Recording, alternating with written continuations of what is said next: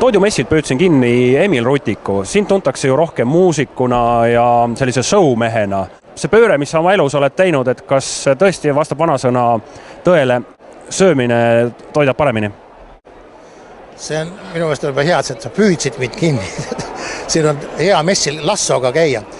See ei ole üldse pööre minu elus, et ma ütlen sulle, et ma pigem lähtun oma elus minu vanaisa poolt öeldud 2 tõde. Selle jaoks, et hästi elada vaja 2 asja, sooja aluspesu ja külma pead. Ja külm pea on viinud selleni, et ma saan oma kogemuse, tutvuste, inimese tundmisega või selle ringkonna, kes mul on, kaasa aidata 2 siis super ettevõtmisele, mis on siis Ott, otsetootjalt tarbijale. Need on vist 26 on neid Eestis ja siis Ehtne talutoit, kus on hästi palju siis talunikke.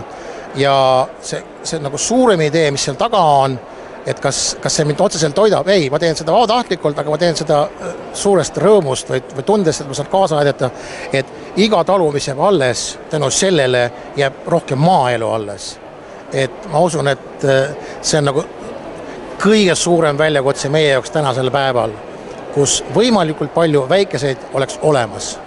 Kui ma eksi, siis elad ka sina ise maal, ja kui tihti sa ise paned siis näpu mulda? Ma elan maal, ma kasutan teatud asju, mida maa annab meile kui ravimit, sest jällegi 2 põhitõest ja juhindudes, et toit olgu sinu esimene ravi ja me oleme seda, mis me sööme.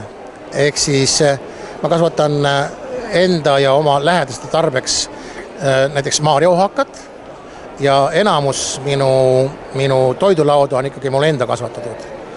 Mis muljed toidumess on jätnud? Rikkalik, külluslik, palju. Kas nüüd iga külastaja leiab just selle, mis ta ise arvab, et tal on vaja, seda ma ei tea, sest ma ei ole sellise pilguga vaadanud. Aga et kindlasti tootjale, kasvatajale on siin palju ka neid abivahendi võimalusi, ehk siis teatud masinaid, instrumente, teenuseid. Siin näiteks oli üks väga huvitav koht, kus minu poole pöördus üks inimene, et kas te tahaksite, et me uuriksime, kas teie köök on piisavalt puhas. Ta täidab oma funktsiooni igal juhul. Täna oli päev avatud ka siis tavatarbijate jaoks, aga oli kuulda nurinat inimeste seas, et see 9-eurone pilet, et samas sa oled ostma mingeid asju, et kas see on õigustatud või mitte sinu arust? Et kas see võrdusmärk on, kas selle eest saab piisavalt ampsutada ja mekutada ja proovida? Ma ei tea. Minu jaoks ei ole see niivõrd tähtis, et kui sa juba tuled 9 eurost siia, siis mida sa tuled tegema?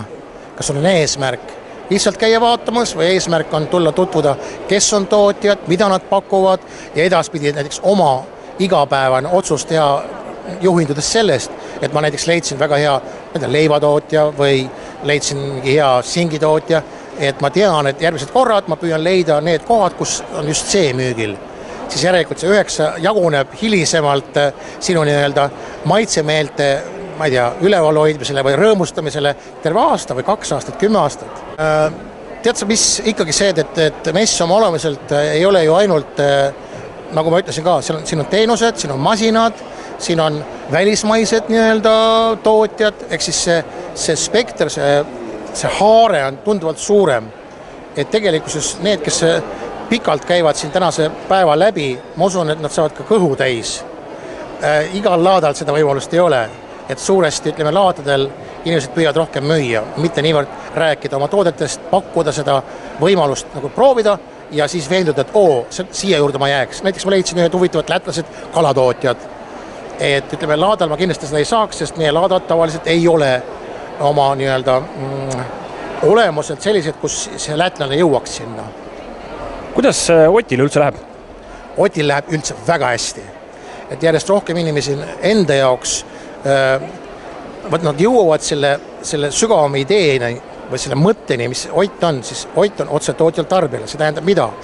Et minu igapäevased jällegi otsused ja minu laud on kaetud A kohaliku toiduga, B see kontroll käib siseselt ja seal eksimust ei saa olla, on see puhas toit.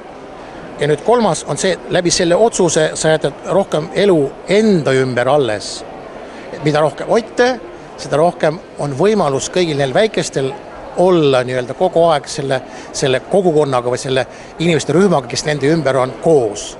Linnas, ma tean, et linnas on ka juba tekkimas või tekkinud selliseid kooslusi, kus kohas näiteks mingi inimrühm kuskil siis on omavahel kokku otsustanud selle, et meie ostame kogu oma kartuli sellest talust.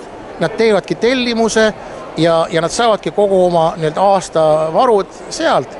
Tuuakse kohale, ma ei tea, nädalas korra, 30 kilo näiteks, jaotatakse omavahel ära, asi toimib.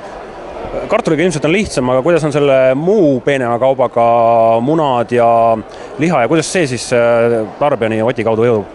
No tähendab, Ott tegelikkuses on jällegi, lähme selle juure juurde tagasi, on üks kord nädalas 2 tundi, mis tähendab, tootja jaoks on see tohutu kulude alla viimine. Ta ei pea olema kogu aeg seal koha peal ja oodata, et äkki keegi ostab. Nüüd see 2 tundi nädalas, see on üks aeg, kus kõik tulevad kohale ja kõige parem on, et nad on ette tellinud. Järelikult ka munad, ka kõik need asjad on juba sel hetkel tal seal olemas ja ta võtabki oma nädala jagu. Ja kellel nüüd tekkis huvi, polnud võib-olla varem kuulnud ja käinud, et kuidas ta selle Oti müügiplatsi üles leiab? A on see, et vaadata www.eestiott.ee. Järgmine asi on küsida, kus lähedal enda ümbruses, kus lähedal on. No võin öelda, et Haapsalus on, Pärnus on, Viljandis on juba need samad tootjad teinud oma poe, et neid on Eestis palju, aga väiksemates kohtades järjest tuleb juurde, sest inimesed saavad aru, et mida rohkem on seda kohalikku kooshoidmist, seda rohkem on seda jõudu seal koha peal. Suured tänud ja laseme su messile tagasi. Aitäh sulle!